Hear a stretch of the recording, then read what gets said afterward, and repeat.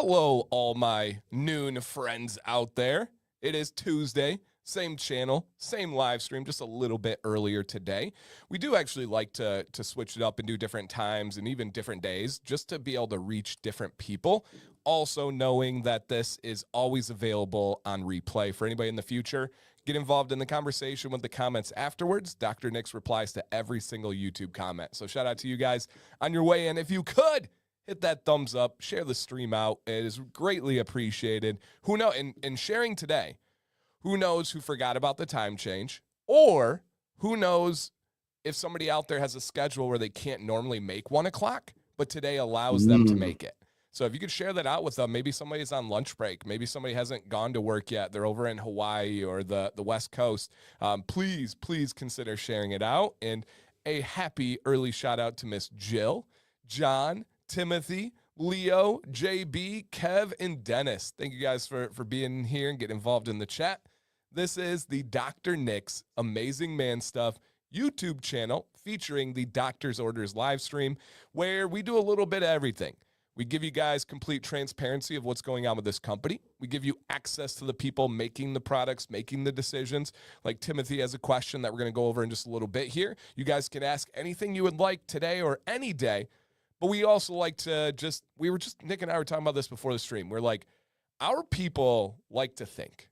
Our people like to discuss. Our people like to have like this food for thought. So we enjoy things like the random wheel of tangents, which are created by you guys, and we'll be going over them. So we will be hitting those today. But again, we can give you guys any answers you're looking for. We can go over any topics that you guys would. And so, yes.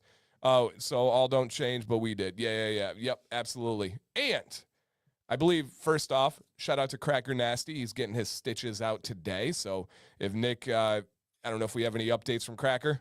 We do not, but I was going to shoot him. I meant to shoot him a text before the stream, but to be honest, I forgot. But I'll definitely shoot him one afterwards. So shout out to Cracker Nasty. The plan is next week, 1 p.m. Eastern, normal time, we should have the infamous Cracker Nasty on stream, on video, with audio. Just who knows where it's going to go. The stories, the questions, the interview. It'll be the first step to him getting on Theo Von. I can feel it. I'm nerve sighted. I am. Yeah. You know, it's like, here it comes. It's like a hurricane. It's one of those ones because you know it's coming from a really long. You know, right now like it's building up steam like near the equator, lower tropic. And it's just sort of building, and it's this hurricane that's going to come to the East Coast. It'll be hurricane nasty. Yeah, like sometimes you get a tornado that's unexpected and has like real controlled damage area. But with the hurricanes, you're right. I never thought about that. You see it coming. You have the forecast. You prepare yourselves for it, and sometimes it still doesn't even matter. Well, we're about to get Cracker Nasty next week, you guys. 1 p.m. on Tuesday. I am excited, and Nick is nervous and excited, so it will be good. Is Jill? What's her thoughts on Cracker Nasty coming on stream? Oh, she's excited. Well, no, it's like most of my crazy friends. Whenever we involve them in something, I get the head shake and then a chuckle, which is usually like, you know, if it works out well, it'll be like, I knew that was going to be hilarious, and if it goes south, she'll be like, I told you. You know, because she's laughing, but she's shaking her head. So it's like, right. Do you know what you're doing kind of thing? I have some wild cards in my pocket with, you know, people over the years. So, you know, it's reasonable trepidation. Amazing. And of course, you guys know him. You love him. This is Nick. Nick, how are you today on this beautiful Tuesday? Good, but I'm in slight disbelief that it's the 11th. Right. I guess that's one thing. I woke up today and saw that it was, you know, 2 days into double-digit March, and I couldn't even believe it. Yeah, no, it's crazy, absolutely crazy. I was talking to somebody, and they were like, "Yeah, like late March," and I was like, "Oh, like I don't know, in next week or a week after, like it's here." Yeah, that's in 2 weeks. It's a problem. You know, I just realized too, this is actually pretty fitting that we're doing this at 12 today. It's almost like we're doing a stream as if we forgot to switch our clocks forward. Oh my gosh, you're right. Right? That's hilarious. Some of you caught, they're here by accident. So true. How'd How's the time change affect you guys? How's it hit you guys? So I've always wake up at kind of a natural time every morning. And so when daylight savings time first happens, either forward or back, it's kind of weird because I just shift a little bit on either side of that normal time, and then Okay. it kind of equalizes and goes back. But Okay. this is kind of like the Twilight Zone weeks though, because it's dark at 5:30, 5:45 right Pitch now. black. Yo, yeah. And it was starting to get kind of light. Yes. You know, you could see the sun coming up, and like the sun was actually breaking the horizon at 7. Yes. But Fully you know, light out at 7. yeah, so it'll be a weird couple of weeks, but then it's fine. Hopefully this is the last time we change, right? Yeah. So for That'd me, that'd be pretty cool. my kids are still young. It's brutal on them. They'll wake up, or they'll get used to it getting lighter, and it wakes them up naturally, which is great. And then it goes back to dark again. Then I gotta go wake them up.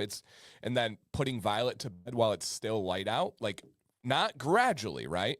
One day, literally the next, she went to bed dark, and then the next day she goes to bed and it's pure light outside. That's hard to explain to a 5-year-old. It is. I mean, to be fair, and you try to use logic behind it, it's kind of hard to explain to anybody because it doesn't make much sense. Right. Right. I know. It is. You're like, it listen, really is. So I get it.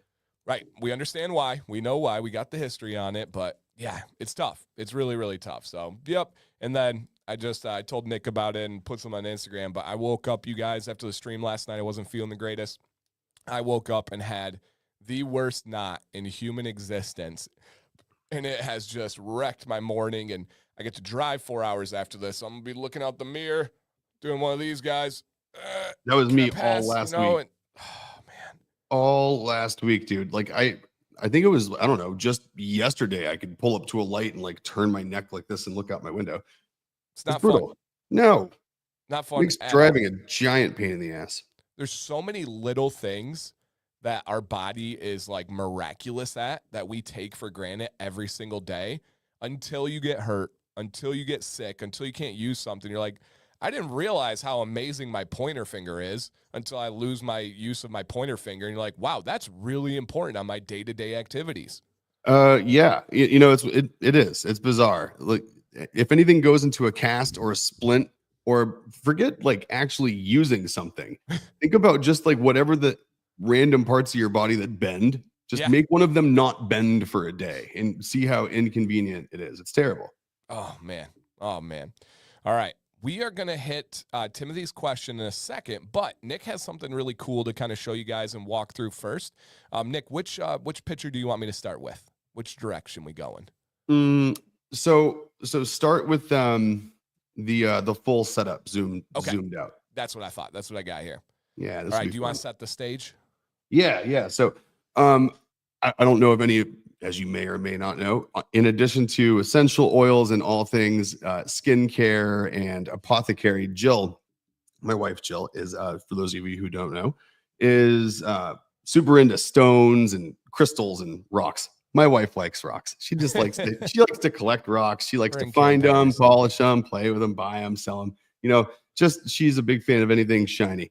And so I'm looking at some of these, and I have like a little clip-on, magnifier lens for my iPhone, and I was just playing with one that she had sitting on a table one day, kind of zooming in, grabbing a photo, and the stuff that's in the surface of some of these is crazy. So of course I'm like, well, how do I get like really close up in the surface of these things, really, because some of them are super small, and like the details on them that are cool is, I mean, sometimes exist in an area that's like the size of a pen, so they're like a pen tip. They're really intricate. So I got this lens for one of my cameras from this company, Venus Optics, and it's this really crazy, ultra specialized close-up focal length 2.5 to 5x full frame magnification lens. It's really specialized. It's made for like scientific photography for small stuff, but it also makes a really, really cool ultra macro lens, they call it. So it's categorized as ultra macro. So you can't focus it in the camera. You have to move the object that you're looking at further away and closer to the lens, depending on where you're at with your aperture. So it's a really weird kind of technical manual way of doing photography. So the setup looks like this. And so what you're looking at there is the camera on a tripod. It's a super rigid arm with, it's looking at the stone. And we have, I'm going to mess up the name of that stone too. Jill, help me. Jill. So I keep wanting to say azurite, but I know that's not it. So the stone is tiny, and the print over there on the right just kind of gives you an idea of what the surface area looks like. Hey, I was right. Azurite. Nailed it. Look at that. I listen. And so what? So go to the next one where it's the pencil with the stone. So this next one. Yeah. So this gives you an idea. So that's a pencil, in that little crack that you see there. It turns into the print that was on the table. But if you look at that tiny little area that's there that exists around that crack, if you focus it just right and then get it printed really, really detailed, you end up with this. So you end up with like this giant I'll get the glare off of there somehow here. Hold on. There we go. Incredible. And that line. So that crack there, that's, that's what was the size of, that pencil tip right there. That's so it's literally that tiny area blown up into that detailed of a print. Mm-hmm. And it can get a whole lot bigger than this too, which is awesome. And the craziest part about all this is I printed this at home and then just spray glued it to some foam board. You printed it at home with what kind of printer? Dude, so topic number 2. Wow. Did you know you can print stuff like this at your house? No, tell me more. Dude, so if you look at the surface of this too, like there is no lines in it. Like there's no dots. It looks like it's printed on, it looks like liquid ink on glass. Like the thing is just so sharp and the color is so vivid. So it's on an Epson 8550 Eco tank. And what it does is it has the normal CMYKs. So you have your normal black and color, and then you have 2 dedicated liquid grays. So you have a light gray and a dark gray. And it's all in tanks. So you just buy bottles of the toner and you just clip it on and it refills the tank. No more toner cartridges for it. But it prints up to 13 by 19. Wow. And it can even print on thick stuff on a fixed tray. I think up to 8 by 10. It can go up to like 1.2 millimeters thick or something like that. That's incredible. That's really cool. It's awesome. And you got that because of your photography stuff, I'm guessing? Mm-hmm.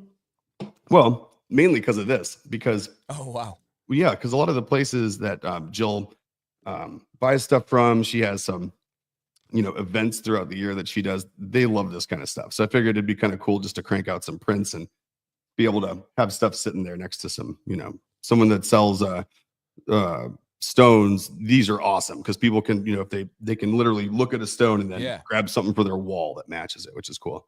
Yeah, JB's right. That is wild. It took me a second for my brain to like process. It's just to be able to zoom in and have that quality not pixelated or blurry is crazy. I mean, and we're not talking like a super expensive. That used to probably take like a $5,000 lens to do it back in the day. Yeah, it's a $400 lens now. It's like no way. $380 from Hunts. I mean, it's like it's not like this stuff is obscure or expensive or hard to come by. I mean, it's just like you just gotta, it's interesting. Once in a while, you just have to kind of look around, and they do have stuff specific for this that is like thousands of dollars, but.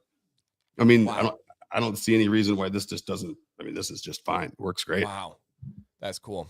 And I just noticed, I saw the logo on the side, the Kill Tony jacket. Oh, yeah. Jill, it showed up yesterday. Jill ordered it, and it's pretty sweet. You got it's actual patchwork too, which is cool. Instead of being like just printed on the sleeves, it's got like patches.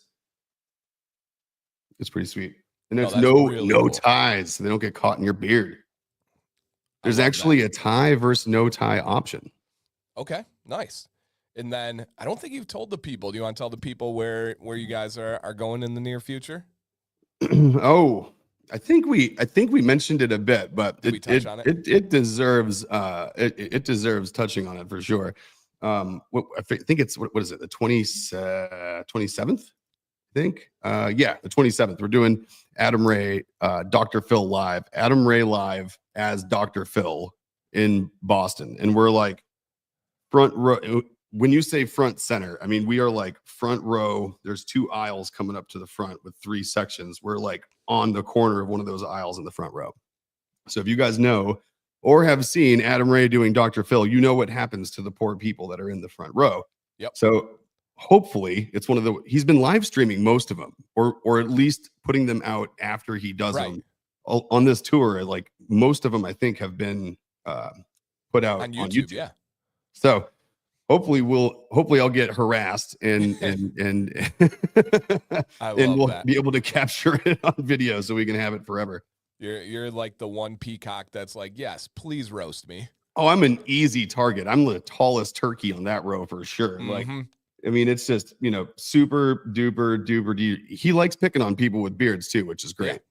Just make sure you make it big. You got to go. No knots, nothing like that. Just big beard, a shirt to like accentuate the color, like really bring it. Oh, I'm going to lean into it for sure.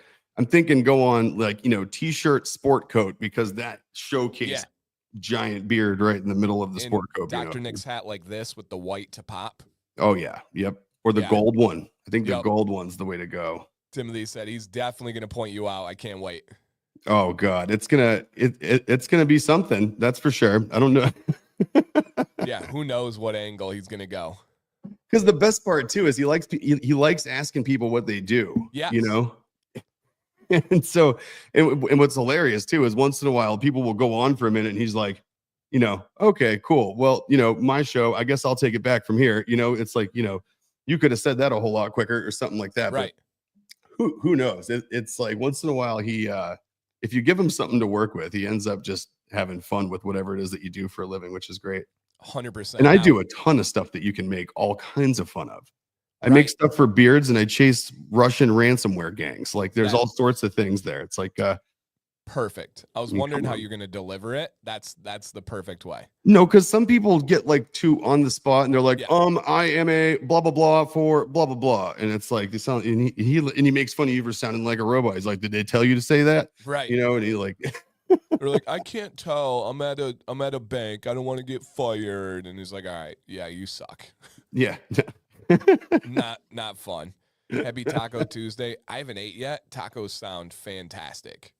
Oh fantastic. Man, we just did shrimp bowls last night at home with some cilantro. Yeah, you had me Nick until cilantro. I know, and it was heavy on the cilantro. We're like cilantro lime rice. You couldn't call it lime cilantro rice because it was definitely the other way around. All right, I'm doing a poll in the chat. Do you like cilantro? Yes or no?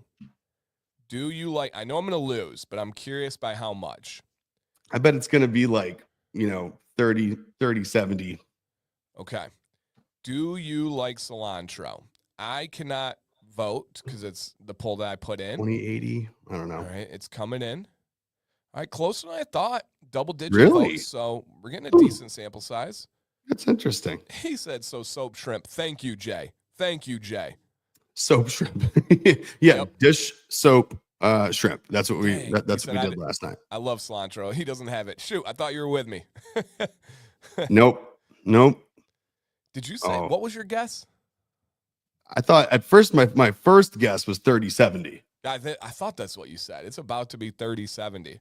Are you serious? It's 67-33 right now. Yep. I know, you know what? I know our people. I do. Yes.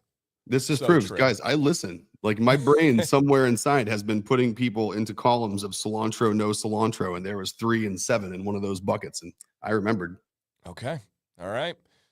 Isn't it genetic? It is. Yep. That is one of those ones where they can specifically tie it to a gene. Sam did the full genealogy test, and she has that gene. So I would assume that I do as well. Sam also has the Olympian gene. Did you know that's a real thing? The Olympian gene. What's that? Yeah. Let's see. It's on her test. And so it's something to do with more likelihood to be like a high level athlete. Huh. Let's see. Mine had a marker on 23andMe that says that I'm likely to be more like naturally skeletal muscle mass heavier than like most people or whatever it is. So I'm like, oh, Oh, cool. I can see that. You are part Neanderthal. Like, I think that there's part there for you. Look at the forehead. I mean, it's like, yep. Can't really You and deny Joe it. Rogan have you have a little bit more than we do. Just a little Cro-Mag. Yep. Just a little bit. All right, so it's known as the speed gene. So it's ACTN3, and Sam has it. I'm curious. Is it because you have more fast twitch muscle fibers? Is that? I think you're exactly right. Yes. Yeah, that's what. Yeah, alpha actinium 3. That's what it does. Yeah, exactly right. It's muscle strength, and it's interestingly enough too. They did. I love that study where they found out about this specific type of muscle fiber because it threw people off on these muscle density tests forever because it's like more powerful and explosive, and it's like more effective muscle than other tissue, and some people just have more of it. Yeah, no, G squared. He says mine had something that said I can consume and handle more caffeine than average. Yeah, I would agree. Mine too. That's real. Yeah. There's a special gene where you don't need as much sleep as the normal person. There's actually 3 tiers to it. There's like normal, there's you need less sleep, and then there's like freaks of nature that can function on like 4 to 5 hours of sleep. And it's an actual gene you can study and see. Like it's super interesting, so interesting. And for Sam, at least with her health journeys, that gene screening was so valuable because it just made stuff make sense, and it made like the supplements and the route forward make even more sense. So if anybody's curious, I do recommend it. Sam had a great time. Now it was like 17 vials of blood, something crazy like that for the test. But oh wow, yeah, it was crazy. Yeah, that's like an actual test. I did 23andMe vial of spit test. None of the. Oh yeah. No, this is a real one. It's that's like $400, very expensive, very cumbersome testing, but very cool. And you get like a booklet of your results, like a booklet. Yeah, that's really cool. She's had all the tests. Not to do TMI, but one of her tests that she had for all her stuff is like at B-Dubs or any like wings place where you get like the little carton, the little cardboard little boat, I call them, to put your extra wings in and stuff. Yep. Well, one of her tests involved that and like a little tiny spatula. I know exactly what that test entailed. Yeah. I had to hear about that for like 3 days because she was traumatized. Something that you had a hard time shipping to Canada would have come in handy in that sort of a situation. Thank you. She's against the poop knife, by the way. Well, she's not a fan of it. That's one of those things. Mm-hmm. Talk bad about it till you need it. Yep. All right. Enough poop talk here. All right. You said poop. I never said poop. You're always the one that says the word poop. Like I didn't take us down that route at all. I said Canada and shipping and then somehow that resulted in poop. I do have a habit of that. I do. Yep. It does. I don't know if it's Freudian. I'm not sure, but it does go down that route. I mean, it's a hard right when you do it. It's like hard right down Poop Avenue. It's like, what? Hold up. Jay says you can sell your poop monthly. Come again? Like donate blood, I can donate poo? You can sell your poop monthly. Jay, we need details. I'm a hustler. Elaborate. Yes, please. Because I would imagine I have some rare poo, by the way. Well, dude, Tom Segura, I meant to read his book, but I only read like the first 20 pages of it and then forgot to keep reading it. But he talks about how his dad will talk about exactly how his whole day is going to go based on his poop that morning. And it doesn't matter who's around, where he is. He'll talk to anybody about it. He'll talk to like a cashier at the grocery store. Yeah. I feel like that's going to be you someday. With poop, we all do it. Why is it so taboo? There's a company that will buy your samples. It's probably back to like primal days when poop and feces meant death oftentimes, whether it's your water and other stuff. So we're adverse to it from those days because it's like talking about poop is so weird, so uncommon. It's like you can analyze your own poop, but everybody else's is disgusting. There's something to it. Everyone likes their own brand. That's what they all say. So There's a company that will buy your samples. find the link in my 900 good bookmarks. I wonder if there's somebody out there that's just figured out like all of the bodily functions you can exploit for monetary benefit, and they just kind of do all of them every month, like Plasma, plasma, yeah, super blood. red, blood donation, you know. Interesting. Leo says, I need to Others. replay this episode. Problem with an electrical outlet kept distracting me from your photography. Understood, Leo. We'll be here whenever you're ready to watch and look forward to hearing from you if you decide to comment. It'll be it's a fun little journey through a random project of macro photography. You'll enjoy it. Yeah. Right up your alley, I think. All right, guys, any questions for Nick? Any questions for Jill about the company? Now is a beautiful time for it.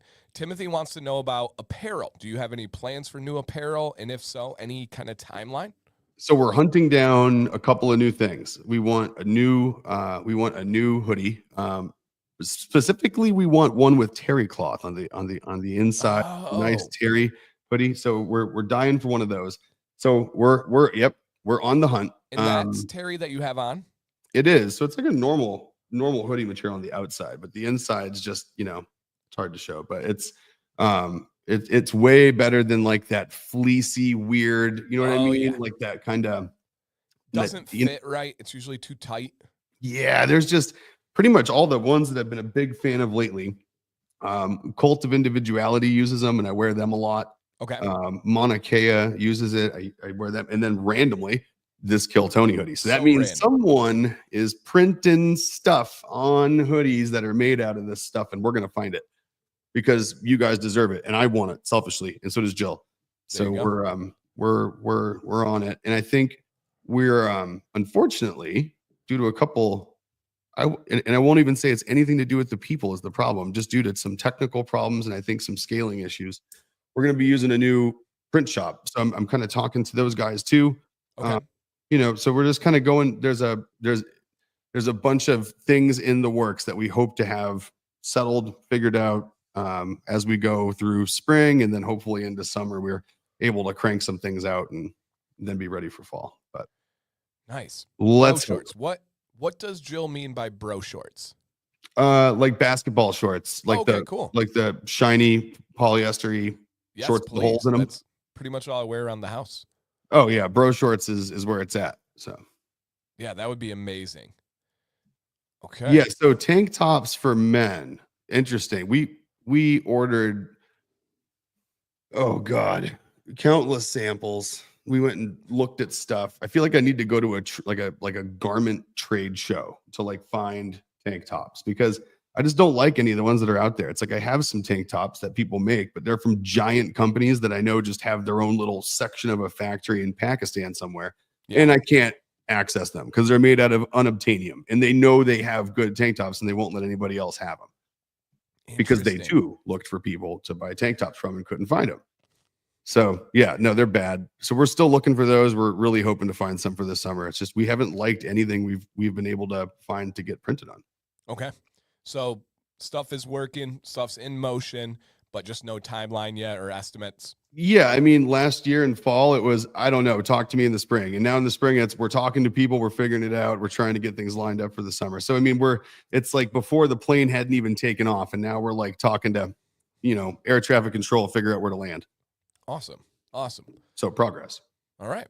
And then a great question by Jay. Keep them coming, you guys. Nick is here and available. How long, if people reach out to you and say, hey, I'm looking to get some success from this growth oil to see if it can work for me to wake up those dormant hair follicles, how long do you suggest somebody using to see if they can get results? I mean, I would say before you even really give it like it works or it doesn't work for you kind of idea, that's 60 to 90 days out for me, I think. Yep. Once you get to that 90-day mark, like the 3 month, I think you should be seeing some form of result, whether that's drastic or very, very minor. Any result means that it's working and doing something. And it's just a sign to keep using it. So how long to use it, is kind of indefinite. There's nothing that says you have to stop using it once hair starts growing there. It's good for keeping follicles, because even in areas where you have a thick beard, you still have follicles that are going dormant and other ones that are waking up and growing new hair. So you can encourage that. You'll you'll just increase overall density long term, which is great. Yeah. I mean, it's good for your skin, which is why it wakes up follicles. So continuing to use it is just continuing to do something that your skin likes. If it responds well to it and grows hair, that means it likes it. Yep. Yeah. I always tell people, if you look at any clinical studies, especially on hair growth, it is almost always 3 to 6 months in that range where they start looking at results. So 3 months, I think, is very fair. 2 months, Jay said he did. That's really good. But I would say 3 months, if possible, is a good indication. And then you want to look, are there new hairs? Are there baby vellus hairs down there? Are you having darker hairs? And what are the results? And then, yeah, great question here. He says, what makes the oil a yellowy, orangey color? He said, it dyes my bonnet. Yeah. So that is burity oil, and it's the beta carotene that's in it specifically that turns it orange. So what makes it orange? Beta carotene. Which ingredient has beta carotene in it? Burity oil. Yep, which is the same thing that makes carrots orange. You rocky boy. What? Yeah, exactly right. Anything that's heavy in beta carotene is going to be orange. And so, there's things out there, I think, that have purified forms of it at some point. Because I don't think it needs to retain its orange tint to be effective. I think obviously they've taken beta carotene and made it clear and transparent and everything else. I don't know what benefits go away when you do that, but interesting. I didn't know that. Interesting. So I was, and I have no idea if that's where that came from. I'm not really sure. Yeah, interesting. My as a child, my fragile young mind was warped by television, so it could be in there somewhere from any number of things. John says, if I use the growth stem oil, I don't need to eat more carrots. No, John, they're good for your eyes, good for your vision. You need to eat your carrots. Yeah, and don't go putting the growth stimulator in your eyes as a shortcut either. Right. That would just be, that doesn't make any sense. Not recommended. No. Now, Timothy, this is a new one. I was a middle school teacher. I was a high school coach. I heard all the tricks and all the stuff you never want to hear again. This is a new one. People would huff the gas of their bottled stool to get themselves in a different mindset. That's called jankum. That's real? That's the name? Yep. Wow. I think that's the Urban Dictionary name for it anyway. I hope at one of those sessions, somebody was like, okay, I've hit bottom. I mean, it's time. It's time to move on in life.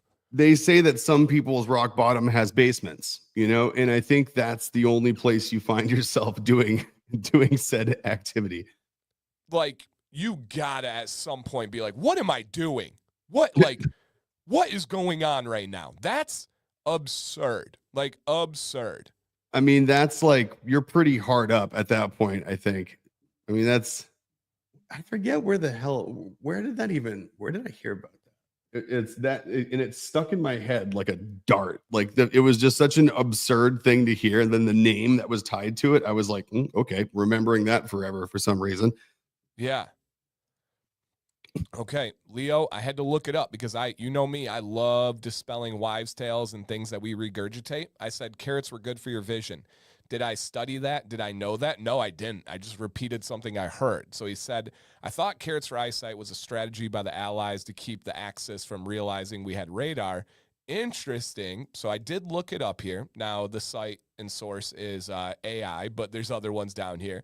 So apparently carrots are good for your vision. So we're not crazy over here that it does work. But I don't know if you're also wrong. I don't know if those two things have to be mutually exclusive. I feel like that could have been a strategy as well. Interesting.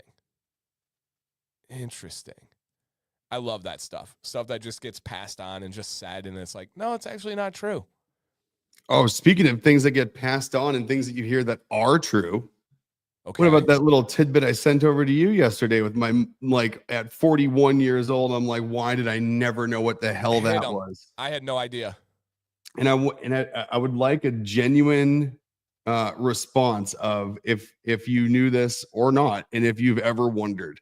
So, when you're driving down the highway and you see like a tractor trailer, or you see a big cargo, or just a big truck of some sort, it's got chains coming down from the rear axles. And they're always sitting there, and it makes you wonder, like, is that for servicing this thing so they can like lift the act? Like, what the hell are those chains for? Why are they there? And I've always kind of half wondered to myself, but I never actually looked it up. And yesterday, I was bored enough to actually, and I remembered when I got to where I was going, I'm like, I'm going to look that up. I'm dying to know. Yeah. So I got to Lowe's, I parked, and proceeded to have my mind absolutely blown. Those chains are there and contacting the ground on purpose as a way to discharge static electricity from the cargo area of a truck to prevent ignition of potentially flammable contents in the cargo area. So if you're like a fuel truck or your delivery truck and you might have something flammable, you're insulating, your tires are insulating you from the ground. So you're never discharging static electricity anywhere else. So just to make sure there's no buildup, they let the chains dangle and hit the ground. And every once in a while they tap and it just constantly grounds out the cargo area of the truck. It's interesting. So when I went to look that up, I guess that it is more controversial than realized. I even found like some news articles on it. Oh, yeah. People are like, yeah, that is what it's for, but they're concerned about the sparks and wildfire. And there's even a campaign. I found one specifically in Nevada that was One Less Spark campaign to try and outlaw these. I mean, I'm not surprised. It's like a pretty barbaric way of doing it. If you think about it, you'd think they'd have like, oh man, like where's the device you clip onto the cab or the frame of the vehicle that just sits there and like sucks up and absorbs static electricity and prevents it? It's like there's got to be. Well, and if I was a driver, I'd kind of want like I don't know, if I was carrying something flammable, I'd like a light that shows me if I'm grounded or not. Like it's like, the chain will smack the ground once in a while. You should be good. I'm like, is there like an indicator that tells me when I'm not grounded? Right. I'd like to know. Right. Yeah, it's super interesting. Oh, wow. Yeah, go figure, though. I mean, there's a protest for everything in the world, so I'm sure that should not surprise us. There's a human wall blocking a truck yard somewhere right now as we speak, keeping the spark trucks from leaving the yard.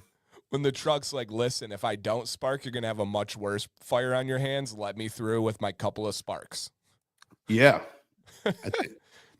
Leo says, up to the 1950s, I think such chains and straps were used in everyday vehicles. Wow. Yep. Wow. Interesting. Okay. And then I saw a new addition to a vehicle yesterday. I should have taken a picture and text you. It was a vehicle. Let me see if I'm going to find a picture and see if you know what these are. So I'm walking by a car. Yes, here it is. I'm walking by a car. And there's these little, I don't know what to call them other than spikes. These two spikes that are sticking out by the back tire. And it's probably an inch or two outside of the tire. Have you ever seen that or know what those are? Like on the hubcaps of the wheel, on the wheel, or are you talking on the body of the vehicle? It's sticking out from the body of the vehicle, like in the wheel basin. I'll show you. Are you talking like little antennas, like the old curb feelers? Yes, I had never heard of a curb feeler. Oh God, that's going in the way back machine. If you had a hoopty, you needed or something like that. That was like old school cool, like in the 50s. Like, yeah. Oh, you got to have your whiskers, dude. I never heard of any of this. Of this, and I saw it of all places at the Walmart parking lot. And I was like, what are these things? And it was clipped on just like that. Yep. And they're curb feelers so you don't bust up your tires or your rims by hitting the curb. Yep. What? Oh, yeah. Genius. And so, like, I remember, like, my buddy had what did he have? It was like it was gigantic. It was a Ford Galaxy. Yeah, it was. It was a Ford Galaxy 500, and it had those. It came on it. And you could parallel park without even looking in your mirror. You could just like back up and you'd get like a boop and you get a red light. And then you go up until you get a second red light and it's okay, parallel parked and you're even on the curb. Wow. Yeah. Now here's another one. Let me see if I can find. Why don't we have like a modern LiDAR version of that right now? Like, I mean, we have collision detection and like the bumps, bump detectors and all that, but where's the curb specific protect your wheels sensor? Yeah. Now I'm just going to show this because I don't think I'll find a picture without giving it away. Have you, because we have this in Michigan, I don't know if it actually works or not, but I saw these again recently and it brought flashback from childhood. The deer whistles that go on your car that essentially air blows through them when you're driving, and it's supposed to have a frequency that keeps deer away. I have not seen those, but I'm not surprised they exist. Yeah. I Yeah. mean, how so? Okay, sound waves travel behind you as you move. So if you're going at 60 miles an hour, what are the chances that that frequency, how far does that frequency make it in front of your vehicle in what time if you're going 60 miles an hour? No, deers aren't going to hear that. The ones No. behind you are going to be like, oops, stay out of the road and don't get hit by a different car. Right. The ones going to that car is the last thing that's going to go through that deer's mind is that speaker. For sure. For sure. Yeah, Leo, that's fair. He goes, with your passion for automotive stuff, how are you allowed in Michigan? Yeah, so true. It's Michigan has, especially our area, has shifted. GM used to be everything in Flint, Michigan. And now it's the reason for a lot of like poverty and adversity and stuff. So it's not as much an automobile area. My parents' age, 100%. That's just how you lived was GM and Ford and Chrysler. So, but yeah, that is funny. Galaxy 500, that was a beast. Nice, dude. Those things, yeah, they're amazing. Yeah. Yep. You could fit like 6 people across the back seat. Yeah, so interesting. The whiskers. Learning new stuff every day. Every single day. All right. Dude, my friend had a sick Monte Carlo with whiskers too when back in the day, dude. That thing had louvers and whiskers. Oh, wicked. That's nice. Dude, wicked pissa. Oh, yeah. Yeah. All right, man. I'm my mind is going down too many tangents and just spinning and thinking about all these things from like childhood. So like, okay, I gotta stop here. What was the vehicle when you were in high school? Like, I feel like every age group has a vehicle. Like for me, it was a specific boxy Grand Am. Everybody had the Grand Am, or it was the year the Monte Carlos switched to look like a NASCAR. And everybody had those. Oh, dear God. Yeah. Because what year did you graduate? I graduated in 2006. Okay. So my graduating year was only 5 years before yours. But no, back in the day, mine, not everyone had them, but everyone wanted one. Was like a Supra. It was like you were super cool if you had, like I think it was like the 98 was like the year that a bunch of people had. Oh, so dude, that's a Grand Prix, right? Or is that a Grand Am? No, it's a Grand Am. I thought that was okay. So the Grand Prix were like the 2-door version of Grand Am. They were like Am, skinnier. Right? Yeah. And these ones were cheaper. And so everybody had them. Yep. And you could get those things with beast engines in them too. You could get those things like where they would actually, oh yeah. You could, I mean, I think they had you could order one of those, I believe back in the day. They had like a model that was the same engine they were putting in the Firebirds in the Trans Am. Interesting. And then, yeah, the other one would be, where is it at? It was, or you had a Trans Am, or you had like a 98 or 99, like either Camaro or like a Firebird. Interesting. Those were the other one that everybody had was like this Monte Carlo, where it had like that little mini spoiler on the back and had like a big back to it. Like that was, everybody had that one. Pontiac Sunfire. Yep. I remember those. Oh yeah. Yeah. In high school, like around when everyone else was driving really cool cars, I had before I had cool cars, because I did end up getting a badass Camaro in high school. But there was I was driving around a Geo, or no, not a Geo. I had, for a very short period of time, I had a Geo Prism, which is like the lowest of the low that you can ever get on the car totem pole. Oh, I got you. I'll show you in just a second what my first vehicle was. And I think my upgrade from that, oh, what the hell was it? It was a black Dodge Spirit. Nice. That was like, I was like, oh yeah, finally not driving a hoopty. So I drove, my first vehicle was a Isuzu Rodeo. Dude, those things are badass. Isuzu Rodeo. I got in a car accident and totaled it. And my parents were like, okay, you can either take this minivan that's like 15 years old and have no payments, just pay the insurance and gas, or you can go buy yourself a new vehicle. So then all throughout college, I drove a white minivan. You had the loser cruiser. I didn't drink or anything in high school or the early years of college, so I would always go to parties. I was everyone's best friend because I was a DD, but I could fit like 9 kids in that minivan. Oh, yeah. And I'll never forget, like we would always go to Windsor when we were in early college, because in Canada you could drink at 19. And so I would be the DD. We'd drive over to Windsor. It's less than an hour drive, and then we'd get stuck in traffic on the tunnel. We were in the tunnel, we pulled up, there's these girls in like a Range Rover next to us. Never forget it. And like we're trying to flirt, doing the thing. And then they roll down the window. They start laughing at my minivan. And I was like, oh, yeah, is that funny? I was like, I bet you can't do this. I hit the automatic door button, and it just went like right by them.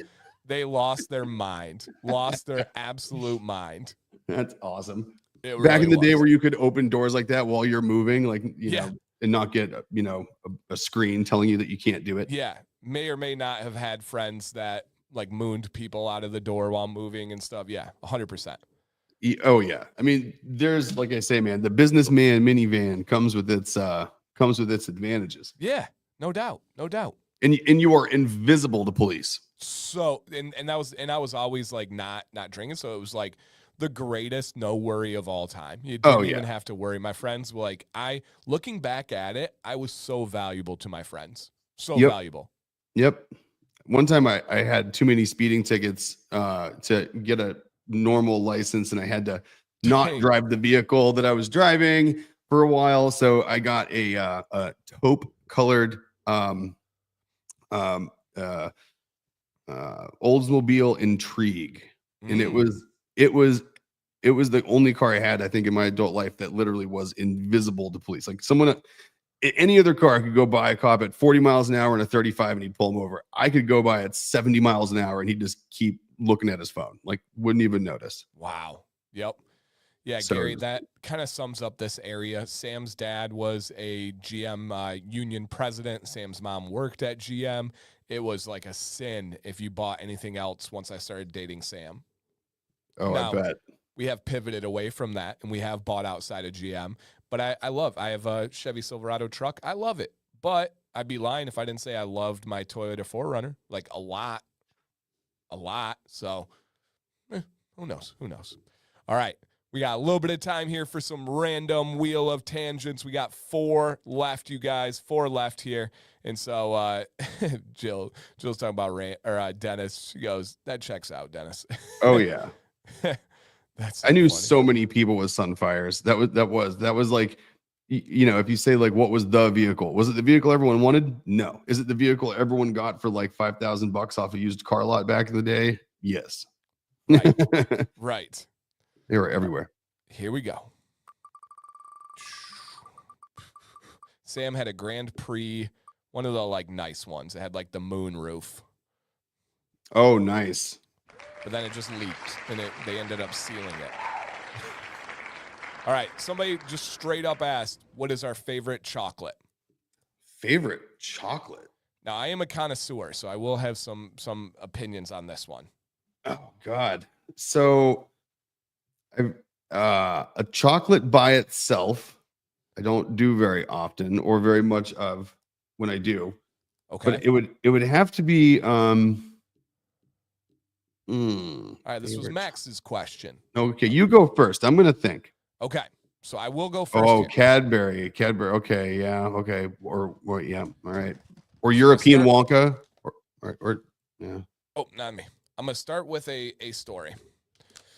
So I'm a bargain hunter, and I've cut back my candy consumption probably 95% in the last 6 months, but I still have it on hand for when the time calls. But I love after holidays going to the store and getting the like 50% off bin. Like that's my favorite thing. Is this favorite brand or type? Brand. Let's go brand, and you can be specific on type. I'm a milk chocolate guy. And everybody always raves about Ghirardelli, right? That's a very popular one, very expensive one. So this was on sale. And so I snagged it, and I was like, let me go treat myself. I don't like fancy chocolate. I don't like expensive chocolate. I do not enjoy Godiva at all. At all. Yeah, I see, I'm kind of there with you. Like yeah. Godiva, Lint, and Yeah. those like Lint makes Nope. some stuff. I guess that's okay, but like you do go. So I think that falls into the category though of like like commercially available. That's the high end of cheap chocolate, Yeah. right? Now you go and get like like some good Belgium chocolate or something over from, you know what I mean? Like when Yep. I was over in Belgium, I was like, I don't know. I'll take a sample. I was like, oh crap. Like, okay, yeah, It's different. this is different. Like I Okay. see what people were talking about. So people that make mass produced retail available stuff that's on like the nice end, I think they're True. trying to replicate what you get over there, which it does not do well. So I fall Right. into the same thing as you. I'm like, give me that cheap chocolate. Give me Okay. Cadbury mini eggs after Easter.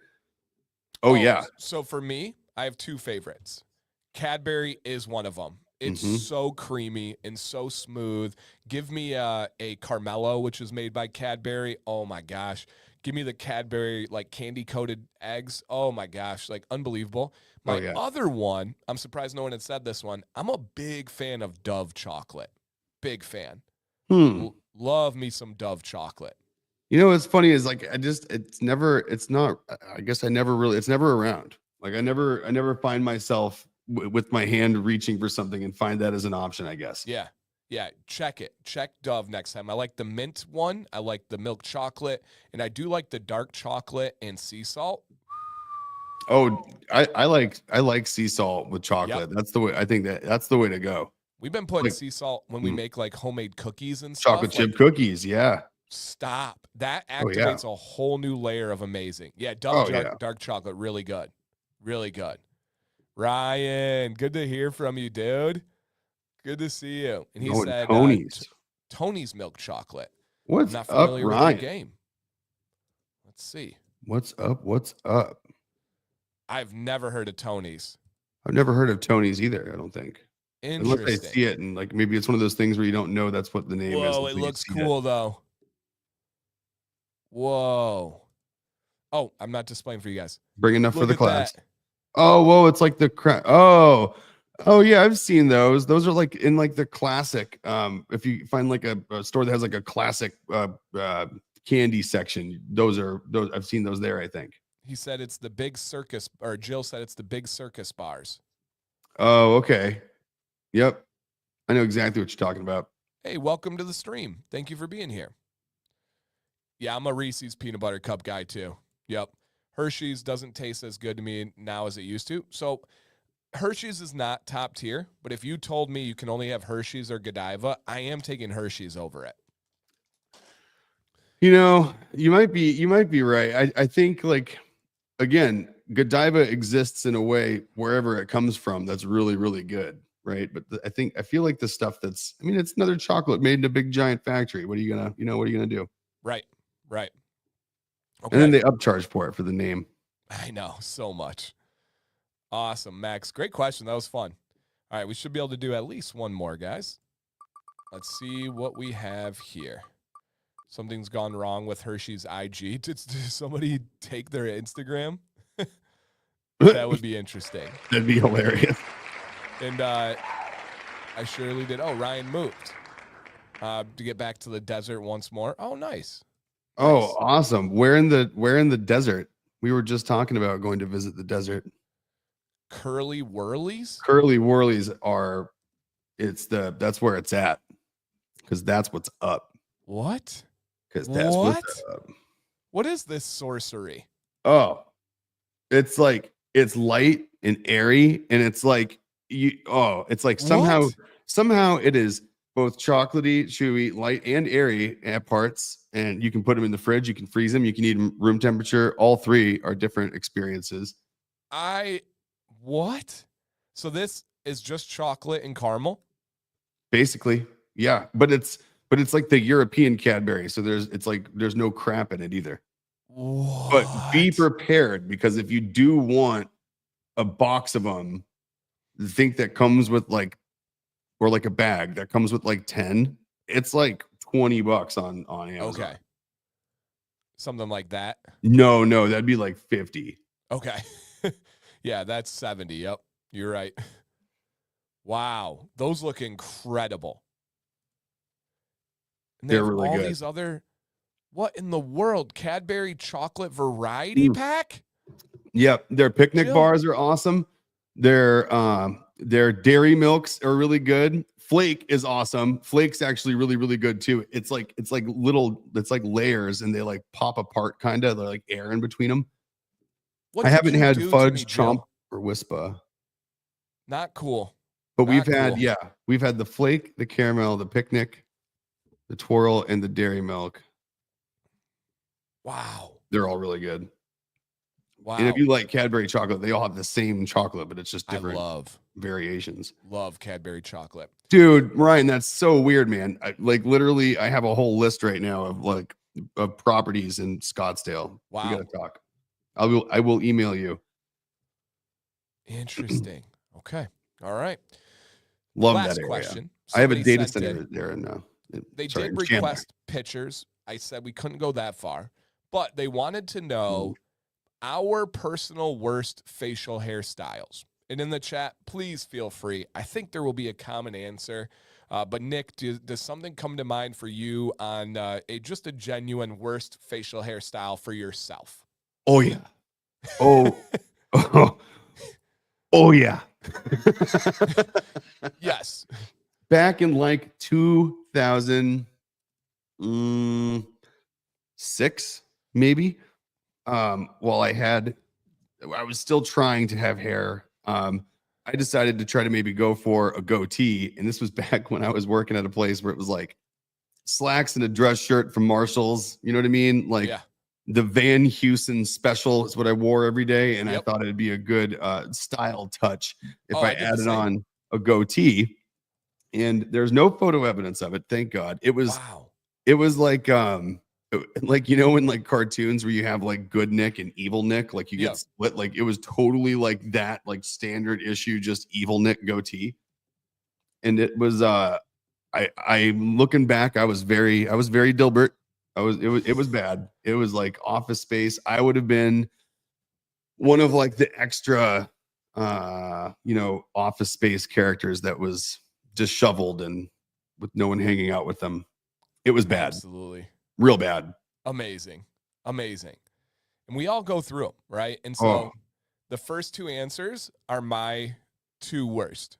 So one was when I was 16. No, even before. I was 14. My freshman year, I rocked a full-fledged chin strap.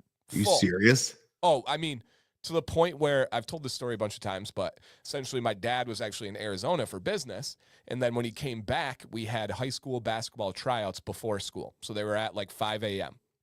And so the first time he sees me after a week and maybe 2 weeks is in the garage on our way to go to basketball tryouts. I'm a freshman. I'm trying out for varsity because I was a really good basketball player.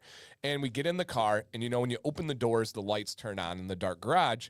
He turns over to me, and I'd been growing this chin strap since he'd been gone.